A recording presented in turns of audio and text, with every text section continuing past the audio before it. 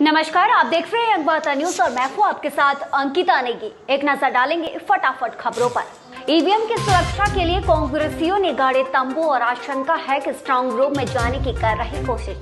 कृमि दिवस पर 35,437 बच्चों को दी एल्बेंडाजोल की खुराक। चुनाव के बाद ईवीएम पर सियासी बवाल। स्ट्रांग रूम के बाहर कांग्रेस के तंबू गाड़ने पर चुनाव आयोग में भाजपा करेगी शिकायत। आईजीएमसी में होगी रोबोटिक ऑपरेशन, प्रबंधन जल्द सरकार को भेजेगा यह प्रस्ताव। शिमला के एशिया ओपन या स्केटिंग रिंक में जल्द शुरू होगी आइस स्केटिंग। अस्पताल प्रबंधन ने मरीजों की सुविधा के लिए मिल्कफेड और एचपीएमसी की दुकानों को खोलने की दी थी मंजूरी, लेकिन खोल दी राशन की दुकान। Get your dream career. Visit Himalayan Group of Professional Institutions. For engineering management, law, computer science, nursing, pharmacy, B.Ed courses, join Himalayan Group of Professional Institution, Kala Amb, Himachal Pradesh.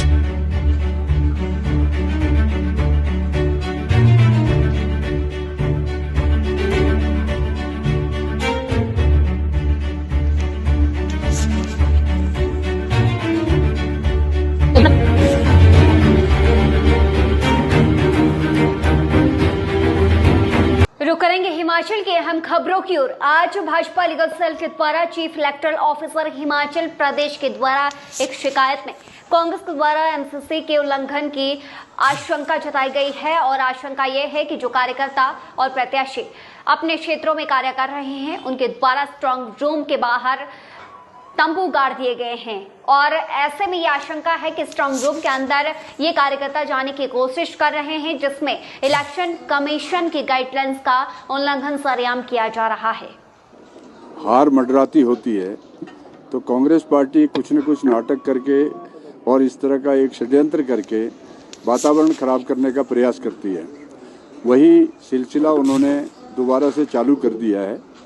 हमारी सूचना के अनुसार कई जगह जहां strong room है उसके आसपास वो तंबू लगा करके ये दिखाने का प्रयास कर रहे हैं कि शायद ईवीएम के साथ छेड़खानी हो सकती है या कुछ और हो सकता है, लेकिन आईजीएमसी शिमला में अब रोबोटिक ऑपरेशन होंगे। अस्पताल प्रबंधन जल्द सरकार को प्रस्ताव भेजने वाला है।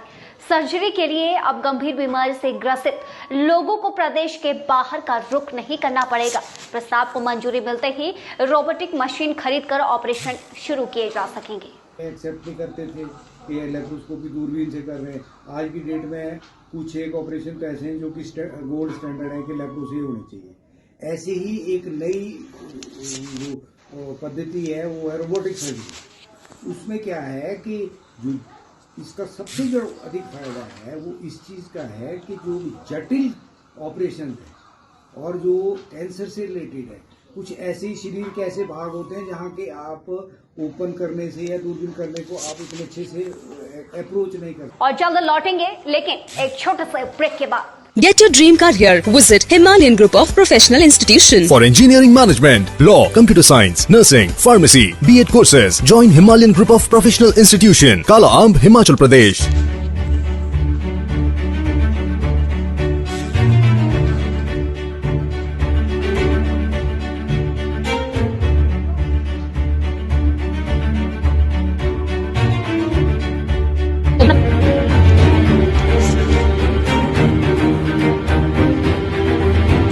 और ब्रेक के बाद स्वागत है। शिमला के डीडीयू अस्पताल में मिल्कफेड के उत्पाद के बजाय राशन की दुकान चलाने पर अस्पताल प्रशासन ने संज्ञान लेते हुए मिल्कफेड के एमडी को नोटिस भेजा है और जवाब तलब करने को कहा है। मामले की जांच के लिए अस्पताल प्रबंधन ने कमेटी भी गठित कर दी है।